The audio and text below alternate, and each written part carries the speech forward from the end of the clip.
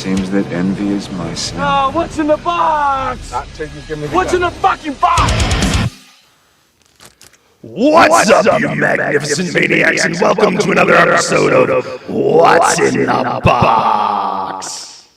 I am, of course, DeathMetalHero, and with me is longtime friend of the channel and one of the most creative individuals in our indie sphere right now, Mr. Adam Lawson. What's going on, brother? Dude, it is good to be here, Luke. As you know, I have a deep love of indie comics. Not only that I make them, but I love other people's indie comics. And and I'm just deep into what's happening in the art space in comics, right? Absolutely.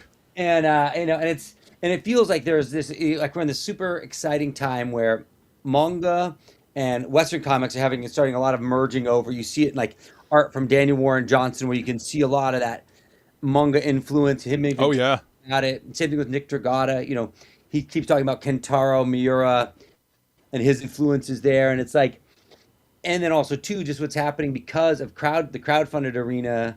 Yeah. Like what's coming to the table right now.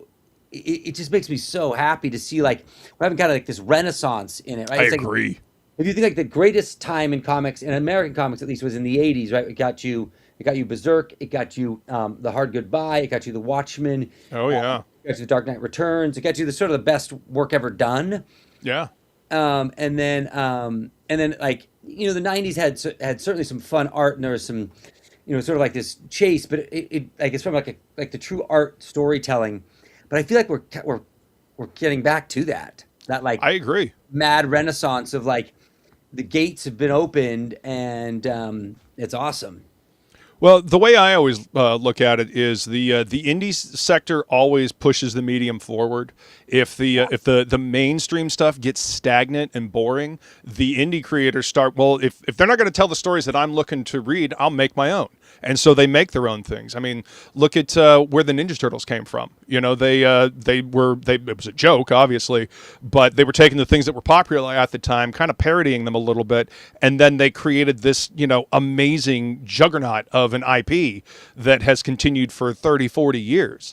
The Crow, another one, something that was very personal to James O'Barr, and it wasn't, nothing like that was being told in the mainstream. So he made it. And again, and this other huge, like, beloved, indie comic, so to me, that's where the creativity is at, in the indie scene, man.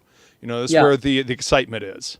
Yeah, no, I love that you said that, because I'm glad you brought up James O'Barr, right? Because I feel like when that book dropped when we were young, right, like that, what that experience was, you just couldn't get anywhere else. No, right? not at all. And it was like, you're just like, what is this thing? That it was kind of like, that sort of window of comics, it kind of faded, right? And there was like, to get something that was just that personal, while at the same time, sort of that just like magnificent, with, and then obviously, the Brandon Lee movie and what that. Yeah, God, I love that movie. Yeah, like, because it was not only James O'Barr's perfectly tragic story, it then became Brandon Lee's, tragic story. Yeah. It's like impossible. That really did it. And I think that, right now, I'm trying to look what's on my desk right now, and it's like, I got this one called The Arachnid Enforcer, which is Jim of Food's book. Oh yeah, Jim's, yeah. And he's doing these great, once again, what is this art style?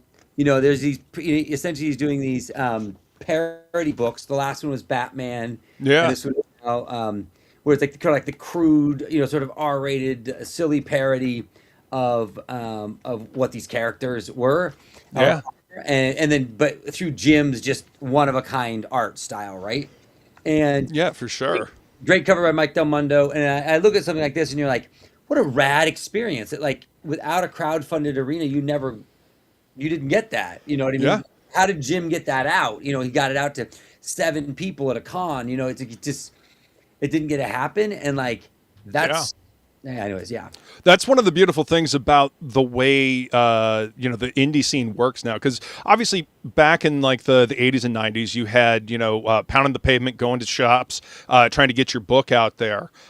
We still have that method, obviously, and conventions, of course. But now we've got, the internet. You can connect directly to your viewers. You can connect directly to your audience. You can build that audience, and then they can directly interact with you. It's like convention all the time. And then you can sell that book directly to them. So, you don't have it, you're not dependent completely upon shops, saying yay or nay, because, comic shops are notorious for not really wanting to take risks on things because the margins on comic shops are razor thin to begin with.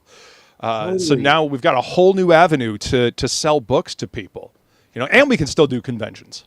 Yeah, no, there's no question. It is the most magical time. I was looking at this, Blood Hungry. Oh, great book. Right. It's Sam Keith and Peter David. Like, this came right after Weapon X, right? Weapon X came, and then Marvel was this on top of it. Certainly the two best Marvel presents ever. I would think I agree. Is the greatest Marvel comic ever. But like when you look at like what Sam Keith did, in these pages, and just he was incredible. Just this one of a kind artist. Yep. And then Peter David also too. What they did, it's like, man, I love what this is. And like once again, like that Wild West feeling, like that's what Marvel Comics presents is so cool. Like when they said Barry Windsor, you can do something with Wolverine. We don't have an origin story. Here's right 8 pages, and let's see what happens. And it's like, oh yeah, dude, this book, just the so Shelby Robertson sent this to me.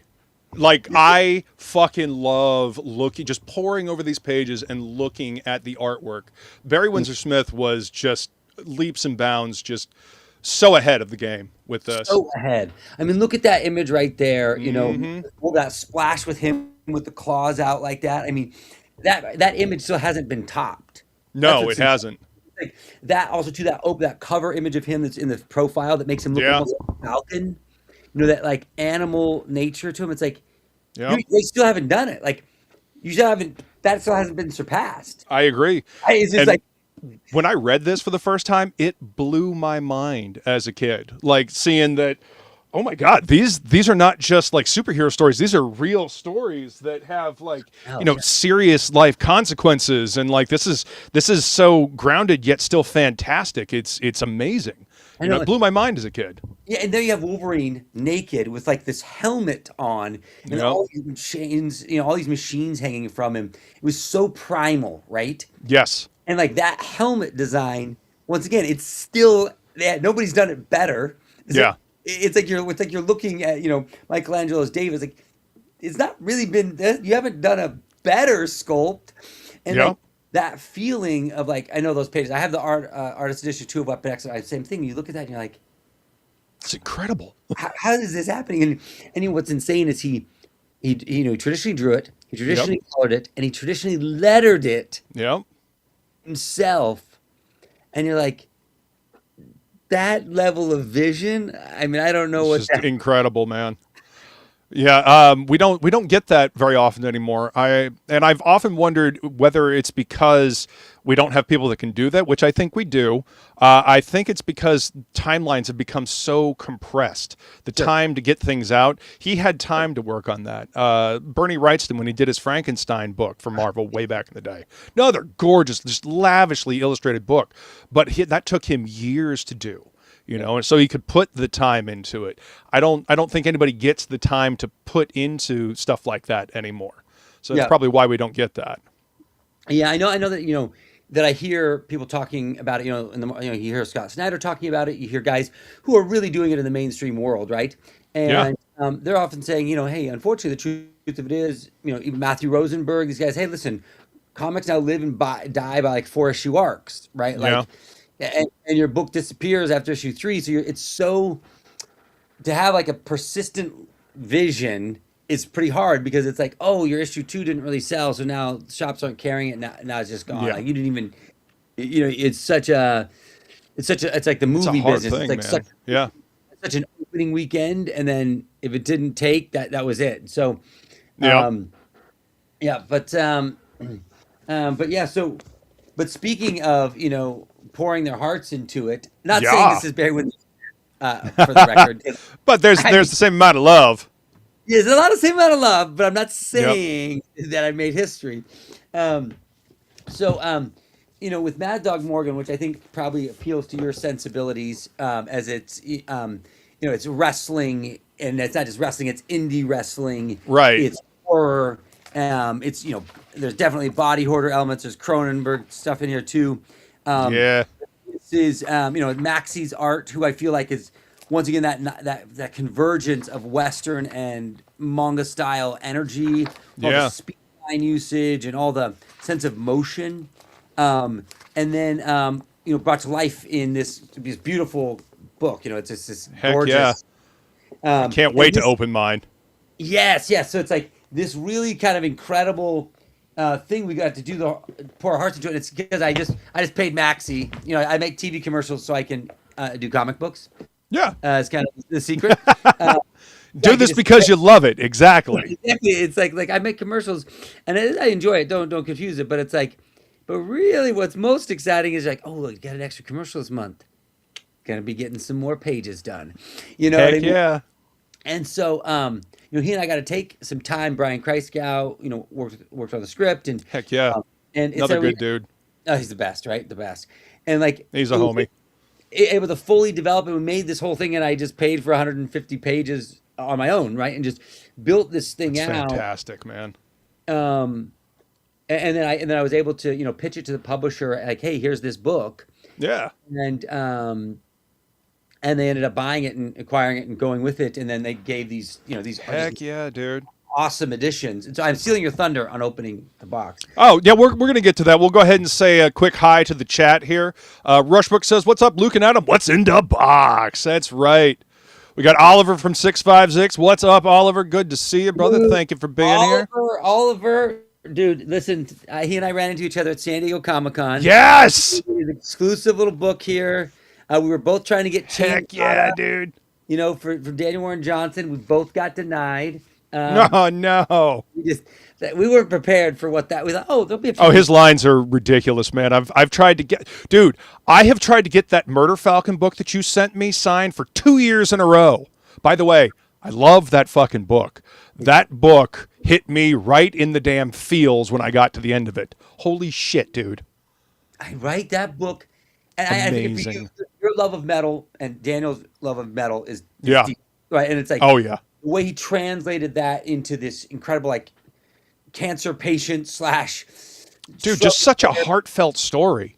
With all these fantastical elements and like the mythical awesomeness of metal, and music. I fucking love that shit, man. It was such a well-crafted story. Yeah, no, it's the magic of Daniel Warren Johnson, who's just, once again, he's a singular visionary that's building you something. They're like those pieces that fit in that box. It's like no one else can even knows what that box looks like, let alone how to make that. Mm-hmm. And you can tell he loves what he's doing. In everything he does, you can tell he loves what he's doing, and that always translates through. Good Stuff says, "What's in the box? The suspense is killing me." Yep. And here's my lovely lady, Flying Feline. She says, "At work, but swinging by, hit that like button." Thank you, baby. Skull, gorgeous. Appreciate you swinging by. Let's see. Scrolling down. Make sure we say hi to everybody. We got Well-Read Ronan, Adam and Luke. Let's go. What's up, Well-Read? Good to see you, sir. Ooh. Got Mr. Rick Saylor in the chat. What's up, Rick? Good to see you, sir. I love me some Rick Saylor. Rick Saylor. What up, Maromi? Thanks for hanging. Hey, there he is. Dude, Maromi has the best double page. He bought the best double page of Jawbone Death off me I've ever seen. I bet he did. The original, of course, he knows how to get in there. I love all these people, Rick, Maromi. These guys are what make it all happen. Rick is like one of the most, man. When it comes to like fans, is a valiant man. He's one of the best. So, heck yeah, dude. Without people, picking these books up, we couldn't do what we do. That's right. So what I'm going to do now is I'm going to share the old Kickstarter page so we can watch the trailer, and then I'll switch my camera and I'll open the box. The box. So, yeah. Okay, that's If evil could be distilled down into bricks and stacked one atop another until they formed a house where wicked things are done by wicked men, then this would be such a house, luring in the depraved and abandoned, feasting on their tainted souls and transforming them into the monsters that haunt its halls. And it's calling out for another. Mitchell Mad Dog Morgan was a jabroni, a never was. His dreams of wrestling are in the dumpster out back. He's going to drink himself to death and end it all, not knowing the house he plans to do it in has an even darker plan for him. It's going to break down his soul and claim it for its own. Mad Dog may have never been destined for glory in the ring, but all his failures were leading him to this, the main event of his life. To battle the house and free the souls inside. He will crawl, scream, bleed, but he's not backing down. Heck yeah, dude. That is a great trailer. I love that trailer. Obviously, you did the voiceover. Who made the trailer for you? So my buddy Tim Williams. So he's my art director who I do work with on commercials. And so the way I do those is I pull all the panels out of the book and I build like an animation, like an animator does, and I pull all the panels and I build a script. What's going to happen each panel, lay it all out, and then he does the animation. And I lay down a voice track and put it together, but he brings it to life. No, and that is rad. I know I could have had this pounding voiceover actor, and I was reaching out to a couple of buddies, but I just couldn't get anybody on time. I said, well, I'll just jump in here and do it. Yeah, I think you did fine, man. It gets the point across, and it's still got a lot of punch. So yeah, it's I love a good trailer for a book because it whets the appetite for the story. A lot of people are like, I don't even bother with the trailers anymore. I'm like, man, I want a trailer. I want to see what the creator's quick elevator pitch vision is for this thing. Get me hooked with the trailer. Whet my appetite for this story, and then unleash me on the story. Yeah. So yeah, no. I'm glad you did a trailer, dude. And I try to keep them short, just a minute, because it's like you're saying, you want to get the appetite, you don't want them to get bored. Exactly. Then you do, like they always say that in the movies business. The number one rule, there is it you is. can't bore the audience. That's true. You can offend them, you can scare them, you just can't bore them. Exactly. You got to keep the audience entertained because they've got so many other options when it comes to artwork, or to entertainment. That you got to keep them entertained. So yeah, here it is, guys. This is the box. This came in, and I was like, what is this? And I was like, wait, is this Mad Dog Morgan? It showed up while I was gone, while I was out of town. So I'm finally getting to open this, man. I'm looking forward to reading it. I have probably said this before, but you're one of a very small list of creators that I will always grab what you're putting out, dude, because you've got the passion for it, and the stories are always entertaining. Like Kill Journal, for example, Exiled. Thank you. Love both of those books, man. They are so much damn fun to read. And you always work with really great artists, Steve-O, Maxie, Krager. Yeah, there is a whole, I know, I love Jason. I love what he's doing with Jawbone, and maybe we'll show off some of the original pages from issue 2 here, because now that this campaign is really properly delivered with Mad Dog, then I can start to go. Yeah. There it is. Isn't that great? Look at that. That is beautiful. Holy cow, man. That is a gorgeous looking book. I love that you printed on the inside of the box too. That is super cool. I know that was the lab. They really were they've been a great publishing partner. There's just no other way to say it. They've been an epic publisher. That is fantastic to hear, man. Yeah, they've been great. And they really poured their hearts into it. And so, in fact, we've got some wrestling trading cards coming up next, and I've got to continue the promotion, because it's sweet. They're a bit more of like a traditional book publisher in some ways, where their bigger reach is like Barnes & Noble, Books A Million. Oh, heck yeah, dude. A more traditional book market. But yeah, and this is some of their cool stuff from some of their other books, and they have great stuff. They all have this. They all have, like you are showing right there, like this sort of hardcover slipcase sort of premium experience. Yeah. The link for the website for the lab is in the description of this video, so you guys can check out all the cool stuff that they got going on over there. Wow. Oh, Bill Sienkiewicz. No kidding. Heck yeah, dude. That's awesome. Go look at everything that came in this box, man. I know. 'Cause this is what's in the box. Yeah, see, Bill Sienkiewicz did covers for their first round of books. And I mean, come on, Bill Sienkiewicz is yeah, Bill's incredible. You know, just the atmosphere when he does eerie shit like this, the atmosphere is just second to none. I know. Holy cow, man. You know, he's one of the greats. You know, he's just one of the greats. No other way to say it. This is true. This is very true. Heck yeah, dude. That is awesome. So this is a book. It's called Super Science. It's like a hilarious book where, like the people. It's both like it's a satire in many ways of like people get superpowers, get exploited out through the city, and then like people kind of become the lesser petty versions of themselves. It was pretty good. That's cool. Yep. Yo, what's up, Oliver? What's up, Phil? Good to see you, man. That package is dope. Yeah, it is. Yeah, it is. He always delivers high-quality books. Yes, he does. Yes, he does. Rick says, first book I backed that I actually read the first day. Heck yeah, man. That is something else. Yeah, I'll be sitting down to read this tonight. That's for sure. Yeah. I know there's a few. There's only I've done. I know what you're saying, Rick. There's like only a couple that I've ever done that where you get it and then you crack it open. Phil's on here, so I can say that The Man with No Strings was one of those. Oh shit, yeah. I loved it. Yeah, it was great. So this is like a little ash can of Mad Dog Morgan, right? Yeah. So that's that's New York Comic Con ash can for the book. That was the finite of those ever printed. But I love it.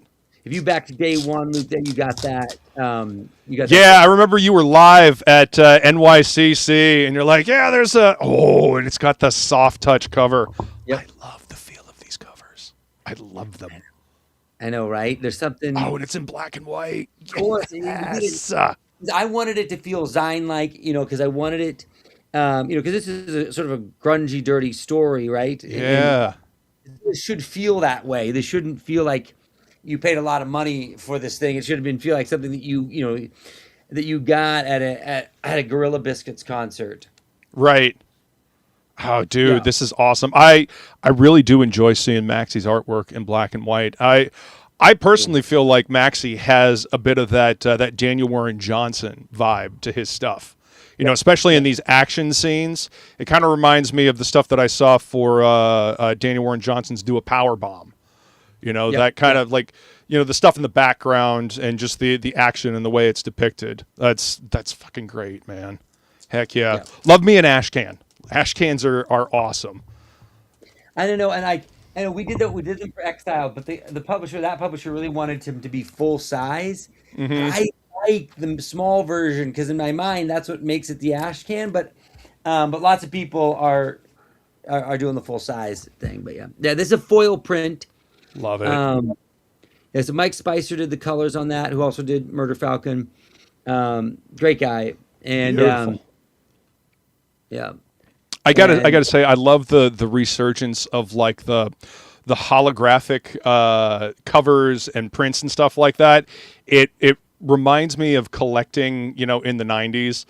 It doesn't have to be on everything, but man, when it's done on something awesome like this, it adds a whole another, level to it. I dig this, man. That is fucking awesome. Oh, and a copy of Super Science. Man, this is like the perfect cover for me, by the way. I've always been a fan of like the Jim Ballant purple Catwoman suit. And I love cats in general, and my girlfriend's name is Flying Feline, so this is like literally the perfect cover of this to send to me. So thank you for that. Yeah, no, of course. It's like their ash can issue for that one as well. It's a cool series. NK Alessandro K, who goes by NK, is the writer of the book. Very cool guy. I'll have to check out some more of their stuff, man. It looks like they've got a whole stable of things going on. They do, and because it's been a little bit more book market centric, you might have missed it if you're in the comic shop. You know what I mean? Right. But we're gonna do for Mad Dog. We're gonna do. Oh, there it is. Yeah, dude, that is so cool. I love the foil embossing, man. Again, because this is like a crowdfunding thing and you can do a bit more of that premium stuff, I love this. By the way, guys, if you did not get a chance to grab this book, there is a link to Amazon where you can buy a copy of it. According to the Amazon, it's showing me right now there's only one left in stock. So if you want to get this, you should get it now. But I love this. Just the production value on this stuff, man. So what you got right there. And so it's also if you for some reason sold out of Amazon, it's also available Barnes and Noble and Target online.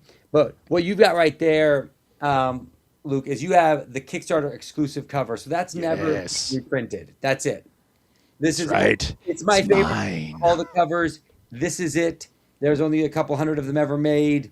That ash can, there's only a couple hundred of those ever made. It's like, it's all here. And it's really something, else, right? Like this is that cover, the visceral nature of it. So this is the, you got the Kickstarter exclusive, but here's the mass market. So this is the mass market cover. Yeah. Also very cool. It tells a piece of the story, but it lacks, I shouldn't say the word lacks, but it carries a very different feeling to what yours has. Yeah. Yours, I think, is, what it was in my heart, and obviously that's what Maxie and I did first. And it feels like a part of this, whereas this one kind of connects it to the sort of Lovecraftian level horror it finally reaches at the very end. Yeah. That's another reason why I'm excited to read this, is because I do love me some Lovecraftian horror. Yes. It's such a fun genre, that existential dread of otherworldly terrors that we cannot comprehend. Right, or defeat, right? Yes. Yeah, that's the whole thing about Lovecraft, right? All that stuff is undefeatable. You can't destroy Cthulhu or any of these other eldritch horrors. Yeah. And now this right here, this is an alternate cover. I think this is available now. This one here. So this is a JD Knight did this cover. Oh wow. And it's a beautiful. I like this. It's a Virgin cover. They did a small print run of these. I think this is available at Barnes and Nobles right now. Wow. But it's a super dope cover. I love what they did with it. And doing like the idea of like specialty covers on a hardcover book is pretty amazing. Yeah. That's general. Beautiful. Yeah, I love that one. And then the rarest of them all is this guy, which was only available during the campaign, which was the leather-bound edition of the book. Yeah. And so heck yeah, dude. There it is. But anyways, but yeah, keep going, show what's in the box. But this is what it is. Dude, I love the different types of covers that you do. Like, going back to the Kill Journal here. Yep. This one, I love the embossing on this. And the friend that I was telling you about earlier that really loves horror, I took pictures of the front and back cover, and I sent it to her, and she was like, "Oh my God, that looks awesome. I need to get a copy of that." And I was like, "Well, here's his website. Good luck." It's crazy because there's only just a few left in the world. I think I have 2 copies, but we did that printing in China. Because the hard part is unfortunately you can't even get that work done in the States. Okay. You can't even get it done, or it's like a specialty book guy, and it's like $120 a book. Right. Not a real. You can't sell that. Yeah, that's not feasible. No, not realistic. Nor would anybody want to pay that. So it's like, but like that quality of that experience of being able to build a cover like that. Yeah. And I know I've loved that. Incredible. Because I feel like when you get something on a crowdfunder, you want something that separates it in a way that it kind of lives differently for you, right? Like I have the Death Fight Forever Andrew McLean's crowdfunder. Yeah. And it's now coming out in single issues, but they don't have that book, and there's something cool there. So. Oh yeah. Well, I mean, and that's the beauty and benefit of being able to do a crowdfunder, and yeah, there is the whole fear of missing out thing, but for those that get a chance to jump into it, I mean, obviously we're collectors, we're nerds, we're playing into that collector field, you feel special because you managed to jump in on that campaign, you managed to get it while it was available. So yeah, this book is absolutely beautiful, man. I am so looking forward to jumping into this. Just the production work on all the books is always fantastic. The design work, the pre-press, all this stuff, man. Yeah. Yeah, because I think that even when I was doing Jawbone, as we were doing that, like I wanted it still like if it's going to be single issues, it was how do you do a single issue in a way it may not be hardcover, right? But like, can you do a foil signed numbered something, right? Right. Yeah, So that Patara cover. Yeah, I know Nick. Nick, what a great guy. Truly. Yeah, epic cover he did, right? And it's like, if you're gonna just get a single issue from a crowdfunder, how do you make it that memorable? It's like, oh, you make it foil, you sign it, you number them.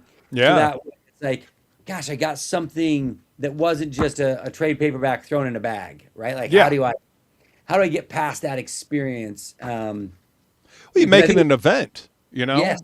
Like getting this stuff is an event, it's you're a part of something, and that's that again that was one of the big things, one of the big draws to crowdfunding is that you're a part of the experience. It's something more than just going to the shop and picking it up. You're part of bringing this thing to life. And being a fan of things, being able to be a part of it is huge. And then you get all of this awesome stuff in a package. Getting something like this with a book at a shop would cost you a lot more than it does on a crowdfunder. Oh yeah, people don't realize if you get a foil signed and numbered cover at a shop, it's not $20. No, that's not how that works. No. Yeah, that's probably going to be like a 1 in 250 variant or something like that, and cost you quite a pretty penny. Yeah, it's going to cost you 50 to 70, and it's a very different thing. And so but because of that direct access, you can get it. It's awesome. Yeah. This book is absolutely beautiful, dude. And I love the fact that you have the tassel, the bookmark tassel inside. Yeah, the ribbon, right? Because it's just like So good. there's something that elevates it when you you do you get a little reading and then you take your ribbon out and you lay it down in. You're like, Yeah. My tome of magic. Yeah, man. Well, it adds to the premium feel. It makes it feel that much more prestigious. So on the inside, you went with kind of more of a like a matte finish, like almost not quite newsprint, but almost. It feels like an older comic. Like with the slightly muted color palette, and I think it really works for the tone of the story that you're telling as well. I think that was a cool choice, man. Yeah, I mean, I'm somebody who prefers personally. I prefer a matte finish. Yeah. I like the way that reads better and the way it feels. It feels a little bit more handmade. And I can totally see what you mean by that. Yeah. And once again, I don't think there's a right or wrong answer to that. Like some people like the glossy. Like I don't think there's a right or wrong answer to it. It's more just kind of like what your sensibility is personally. And I'm like, oh, I like it in matte. Yeah. Because when I'm reading it, it's just gentler on the eyes and. Well, some of the glossy pages, like you're reading it and you feel like you're going to leave fingerprints all over the pages, and like the glare, gets in the way. I don't feel bad for holding this open and having my fingers on it and turning the pages and whatnot. Yeah, this is so cool, man. I'm so looking forward to this. I haven't had a really good horror fix in a while, so I'm looking forward to sitting down and reading this, man. So where did the idea for Mad Dog Morgan come? How did the idea come about? Yeah, so Mad Dog Morgan began when I was watching a documentary called Behind the Mask, and in it, Jake the Snake, if you remember from back in the day. Oh yeah, I remember him. Was being interviewed, and in this interview. He broke down a little bit and started crying, talking about how he never got to make his dad proud of himself, but never make his dad proud of him. And I, as a kid, just loved this guy. He was just larger than life. I loved him in the ring. He was just such a cool wrestler. And I think that, I remember watching that, and the feeling that came over me hearing that story, and I was like, I need to do something with this. I need to find a story world. And it'd probably been a decade and a half earlier, almost 2 decades earlier, that I saw that. And it'd been just sitting in my mind. And I kind of had this feeling that, over the course of those years, I was like, maybe I need to combine this with a horror setting. Because who wants to see a sob drama? That's dealing with wrestling. That's going to be miserable. Right. And then I just realized that maybe he goes to a haunted house. And then sort of this other weird connection to it was, I was reading the story of Samson and Delilah, right? Yeah. And Samson has this moment where, he'd gotten his eyes plucked out, and he's got his hair cut, and he was standing between these 2 columns in front of the Philistines, right? And they'd kind of brought him all there to mock him and say, hey, we've defeated the great Israelite warrior, right? Yeah. And he has this moment where he prays, to God for strength, and he puts his hands between these 2 columns, and like his strength comes back to him for a moment, and he pushes the columns down, and the building collapses and kills everyone in it, including himself. Yeah. And in some ways, as much of his tragic decisions led him to that moment, right? Mm-hmm. In a way, they led him to a place he could have never gotten to without those bad choices. Yes.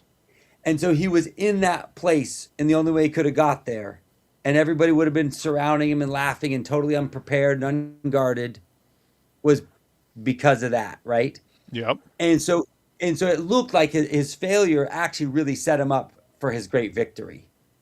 And that was like, then like that was like kind of like these 3 crazy pieces, like a horror, I love house horror movies, that Jake the Snake and Samson, and all kind of weaseled together about this burned out indie wrestler who never made it into the big ring. He just stayed a jabroni, and he goes to this house to drink himself to death, not realizing that it's a haunted house, and that all the failures of his life had actually prepared him for this fight, right? The true main event of his life, to battle this house and the evil spirits in it, and to release them. And so, what looks, because this house can only ever be seen by somebody who's broken and at the bottom, right? It sort of hangs on this corner and is, something you cannot remember seeing if you weren't somebody it was calling to. Right. Right. And so you had to, the only way to get there could be the bottom. And, the heroic guy was never at the bottom. He could never see the house to fight it. Right. So it's waiting for somebody that's broken. That's right. At their lowest point. They've hit rock bottom. Yep. And so it's a great place to start a story. Yeah. And so then can that be, what really that being rock bottom set him between those 2 pillars that was going to give him his shot. Yep. And so that's kind of like, it's kind of the crazy writer's brain, how those like ideas, sort of the arithmetic of storytelling, that brought it together, and, created like his personal drama, and then the drama in the ring. And there's also this feeling, about, this, he was, a wrestler who could never really wow the marks, right? He couldn't win over the crowd because he didn't know how to be a proper heel or a proper face. And so the crowd just kind of genuinely hated him instead of loved to hating him, and so he kind of chose this pathway of like the crazier, more extreme, more violent. And that was, that's part of like his problem in the ring that then gets played out in the house. And he ultimately, he never had a finishing move because he was a jabroni. And ultimately, by the end of the story, he gets his finishing move, right? So it's a way to like his personal journey to play out in the ring of this main event, and how he gets to be the hero for maybe just a moment. Yeah, he gets his redemption arc. And like you said, he wouldn't be in this position if he hadn't gone through all the pain and failure that he has. He wouldn't be the right person for this job. Yep. That's fucking cool, man. And it is funny how different things that we see, in our lives kind of come together and build stories.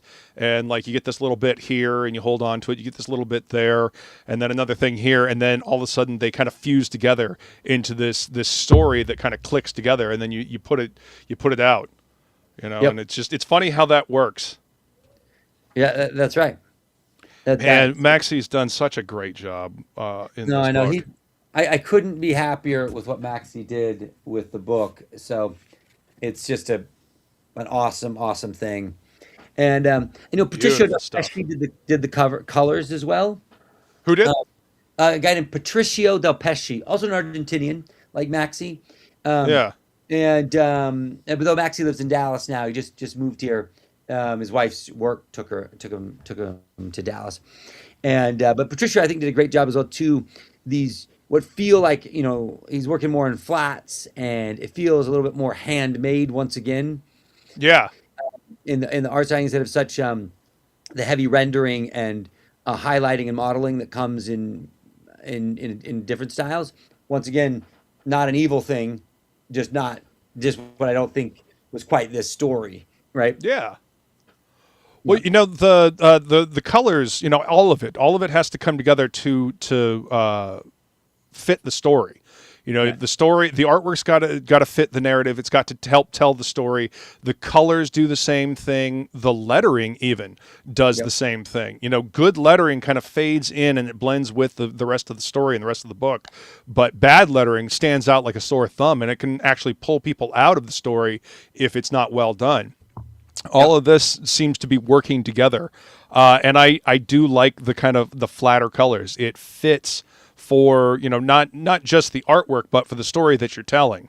Right. And again, the choice of the paper. It's another thing. It's all about that immersion, pulling you into the story and keeping you there, man. And this all is an amalgamation of awesome. Yes. Well, thank you. I mean, I think that's you want to create this deeply personal experience with your books, right? Or at least as much as you can. Yeah. Yeah. Absolutely. And then, yeah, I mean, Maxie I agree. I love, because the one thing also too about, sometimes you don't think about this that much, but the importance of composition. Yep.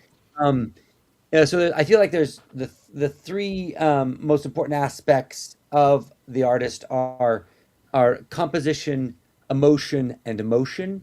Yes. Right, like where you put the camera and what that says, right? And then the emotion of the characters and the moment. Yeah. And then the sensation of motion. That really, you could maybe have somebody who was not as, like, for example, like a James Herron, right? Who's kind of cartoonish in his proportions, is kind of exaggerated in some things, but he's so good at those three things that the ride is just, then you get somebody like a Tomo, right, with Akira, who is a perfect proportional artist. Like I don't even know how that guy really exists, and he does all the other things, right? Yeah. So like, it's like when I look through those pages of Akira, sometimes I'm like, you gotta stop, and I'm like, all the detail in the buildings he built, the way he Just composed, insane. the way he composed every shot. He's like, what? I got the idea on this panel. It's gonna be the hardest way to draw this panel.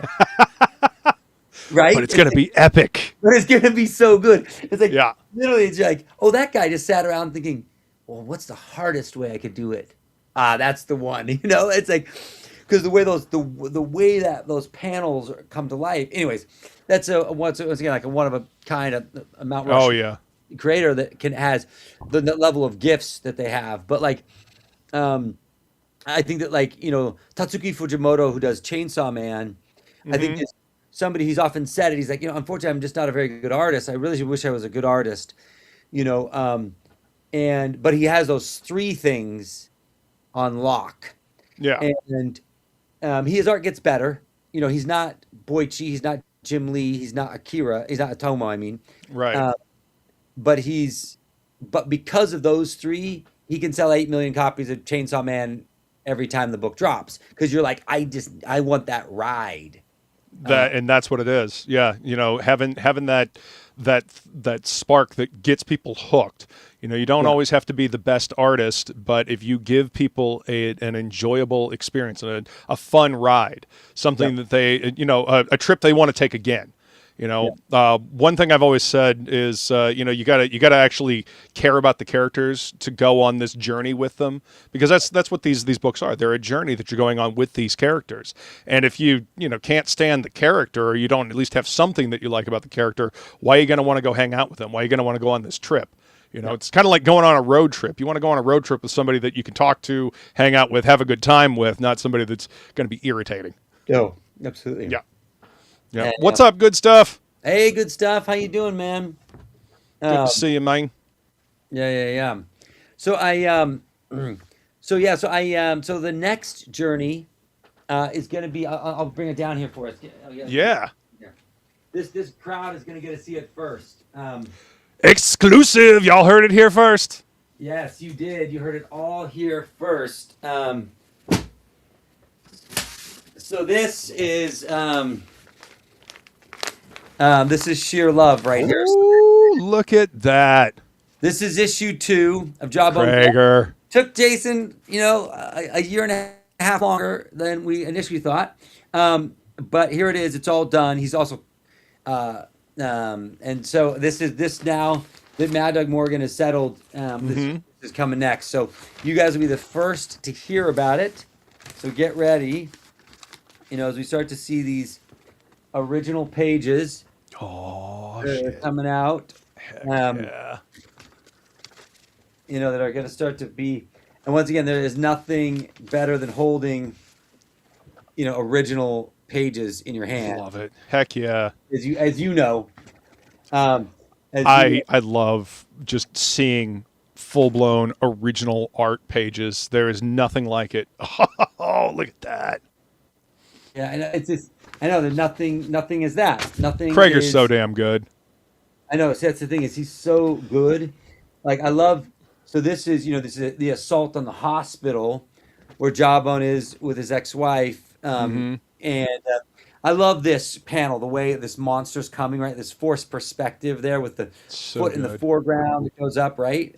Yeah. It's just so great. And this is another thing that Jason has been pushing me on that I like, that he's been doing, that he's been putting in these sound effects. Yeah. I love that storytelling mechanic. Yes, that right there. Yep. Fucking love that stuff, dude. I know. I love it. Yes, really good stuff. Yes, really good stuff. That where you put it right into it. It creates, there's something awesome about that. It frames the whole bit of action in that sound effect. Yep. What's up, LD? Look, that looks so awesome, he says. Dude, thank you, brother. And so it just really I know, because what that does is it's a perfect thing that can only occur in a comic. It can't occur in a movie. Yes. Can't occur in a book, where you took a word and a visual and made them one, right? You made them one. It's just these. I just love these pages, right? It's just all damn. It's all metal, right? It's just all metal. Heck yeah, and, love it. And then this is a new character, the Crow Boy, that we experience in this, who can talk to birds, and the Myth Slayer creeps into his thoughts, because that's the enemy in this, right? So Jawbone is also a bit of a broken hero story, broken down. He's an enforcer for the Red Animal biker gang, and one day he gets this premonition from God that you're going to hell and your life's worth nothing. And he's got a beat down on a guy, and he has this, and the gang leader is telling him to kill this guy, and instead he turns around and kills the leader of the gang. Yep. And unravels his whole life, ends at the bottom of the ditch, which happens to be a cemetery for this ancient warrior called the Leviathan warrior, who slew that beast in the Bible, the Leviathan, like a dragon, and he uses the dragon's jawbone as his weapon, right? Yes. And he needs an avatar to fight this enemy who you've been seeing in those images, the Myth Slayer, that's been unleashed from the killing tree. And so, but the Leviathan warrior is his avatar, that sort of the master put in his way, is this broken, sin-filled guy, right? It's like, I get this guy. So now he's got the helmet of this warrior and his weapon, and he's going to try and fight this impossible horde, and he's got to redeem himself, and all these bad choices, and each issue opens with a flashback of his bad choice that he's going to have to confront, and also too, it's epic metal, as you can see. And so Slayer has this ability to creep into the thoughts of people and entice their weaknesses and pervert them, right? So this crow boy who can talk to birds, or believes he can, gets infected by the Mist Slayer, and the birds now are he can now command them, and they'll do terrible things, and he ends up, he's in a rough home, and the birds, out of anger of a moment of his mother tearing into him and his brother, end up killing his mother, and that's part of how the Mist Slayer gets you in, is then you make a choice that you cross all the lines. Yeah. And now the temptation, the little whispering voice in the back of the head. Yeah. Good Stuff says that's rad. I'm bringing back rad for this. I agree. Bring it back, brother. Bring it back. So this is, and then he's a motorcycle man, so he's needing to update his bike if he's going to slay demons. And this is Ricky. She runs this Valhalla bike shop where her dad was this amazing custom bike maker, and she's a real fixer. And he comes to her asking this favor, and then she gets dragged into this war, and she becomes his sidekick in it. Nice. And so if you're going to soup up something, you're going to soup up and get the most ultimate metal bike of all time. And here's that montage build. And then here's this double page, which Moromi, I'm sure, will sneak. Oh, so good. Because he's looking for something that can scare a demon. So it's gonna be this bike. Man, that is fucking rad. And our cool crow boy character who gets flown around, like the crows pick him up like a scarecrow and fly him to places. And he's gathering these relics for the Mist Slayer. You can see some of it here. Man. I love Krager's work. I'm so glad you have him doing this epic badass story. I really loved the first issue, and I can't wait for this one. Yeah, see, I feel like I've done a lot of work with Krager, and I feel like when he's working traditionally, he's twice the artist when he's working digitally, and these pages I feel like are kind of the best thing he's ever laid down, and they're gorgeous. And so this is Reyna, which is the Mist Slayer's queen. She's this mentally unwell girl that starts to hear his voice, and she kills her parents, does this ritual, and cuts down the killing tree that unleashes him. And then she's like this. She births the insect monsters, and her suit is this. Look at that one! That double page. The art looks awesome, says Omer. What's up, Omer Glitch? Hey, Omer, what's up, dude? Yeah, it's just like that is badass. I love it so much. I love it so much. Krager's so damn good. Right? When it's just you see this, and Ricky's she's gonna become part bionic woman in this. She gets her arm cut off, and in the issue 3, she turns it into a bit of a machine, and she can attach shotguns and flamethrowers to it, and that'll become sort of her evolution as she becomes a bit part machine. But yes, this is the Mist Slayer's queen and this worm-like monster. Oh, that is gnarly. Right? and I just love these pages, and what they are. And once again, when you feel them in your hands, and you look at that, you can see, you turn to the side, you can kind of see all the whiteout and the bumps. Yeah, that texture. I know. I love the use of silhouettes, too. Perfect use of silhouettes. Holy shit. I know. Wow. It's so good. And this is this incredible splash image that's from the Leviathan Warrior, his story. So this was him slaying the Leviathan back in his day. Oh, I love that. Yeah. So you guys definitely saw it here first. Check out these two splash images. Here's Ricky, with excellent her evolution that's still to come. Yeah. And then there's Jawbone jumping into the fray with the sawed-off shotgun. Gotta love that, man. Yeah, because listen, you can have all the holy weapons you want, but nothing quite does it like a sawed-off shotgun. That's true. The monsters may not speak your language, but everybody speaks shotgun. Everybody speaks shotgun. That's right. Yeah. That's So, incredible, man. Wow. So here's a couple more of these splash images. I love that page. That is so cool. Yep. And then these are some pages he added to issue 1. We've added a couple pages to issue 1. I think it was missing a piece. When he falls into the Leviathan Warriors cemetery, it just needed. I just felt like it wasn't clear enough what had happened, and so we built some pages that will go into issue 1. Does that mean you're going to be re-releasing issue 1, like a new printing? No, so what'll happen is, for this book, is that you can get issue 2, and if you want a reprint of issue 1, it's essentially added a couple of pages to it. Then that also there'll be a special a secret perk link that will go to all the backers who bought the first one. Awesome.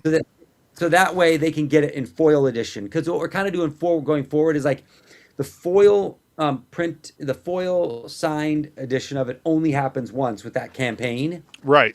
They're foil signed and numbered. And that happens just that campaign, except for the dudes who backed it last time. And if they want to get that new copy of issue 1, I'm going to reprint those in the foil. With those. Right on. That's awesome. And so, we'll reprint them in that foil so you can get that. But for everyone else, there'll be an issue 1 you can get. It just won't have that foil, the foil numbered edition of it. Yeah. But there's nothing wrong with it, and it'll still be awesome. All the full story, and then issue 2, it only gets better. Dude, I can't wait for issue 2. I am so looking forward to that.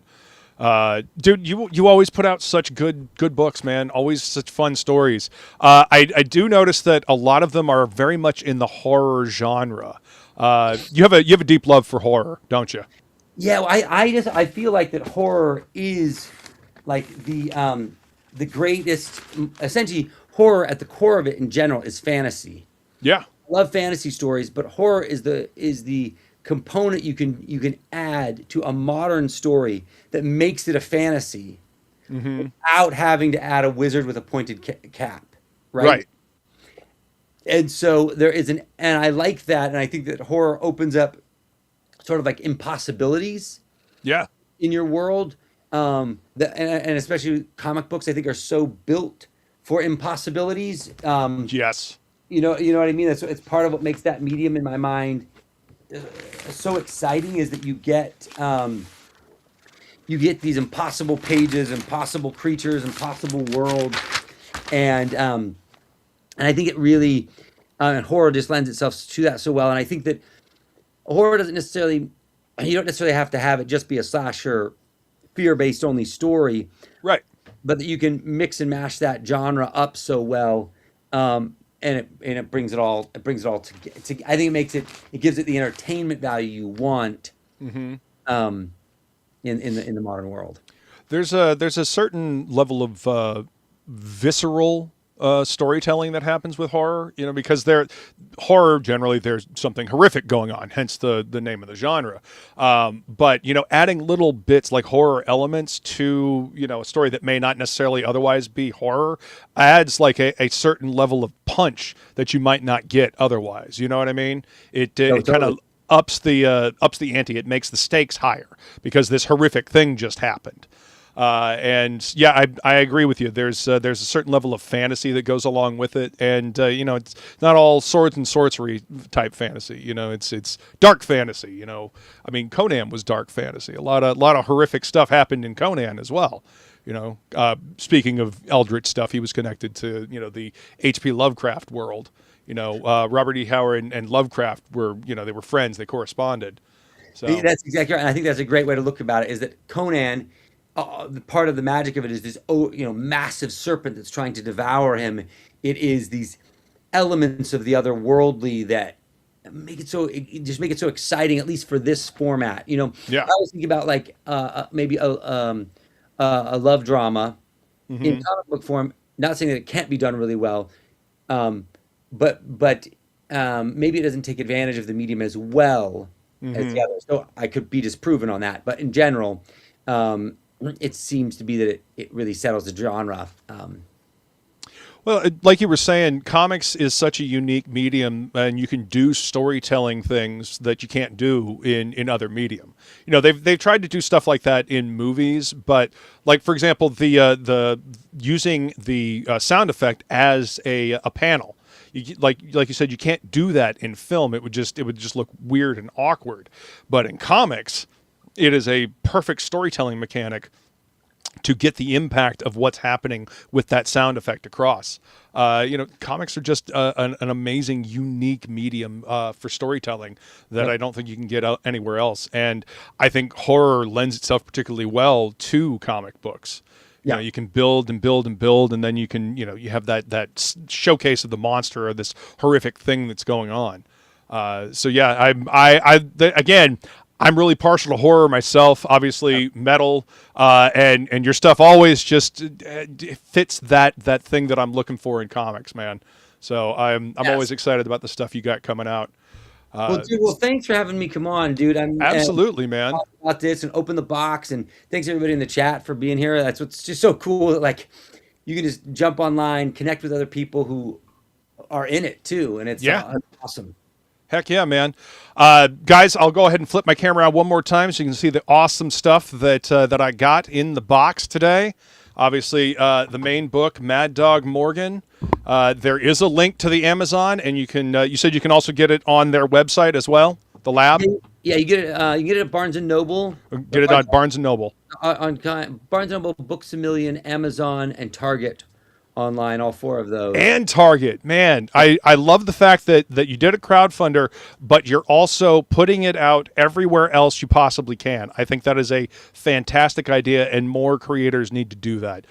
You know, have the prestige format version, you know, the unique one-of-a-kind special editions, and then have a mass market version that other people can get their hands on so they can read the story. I think it's a fantastic idea, man. Yeah, because there will be an 8.5 by 5 by 5 version of essentially the size of that ash can. There'll be an ash can size version of the book coming out in black and white. Nice. $10. Heck yeah. That will be $10. It'll be everywhere comics and books are sold. That will be, like you're saying, a mass market approach through all the traditional channels. So, Love it. Yeah, we're just hopeful it still keeps rolling. Heck yeah, man. Well, guys, thank you so much for coming to hang out. It was a blast. Adam, it's always a blast talking to you, man. I love our conversations, dude. You know, we could sit and shoot the shit about comics for hours. Yeah, there is no limit. There is no limit. That is true, man. Guys, thank you so much, and we will see you next time. Later.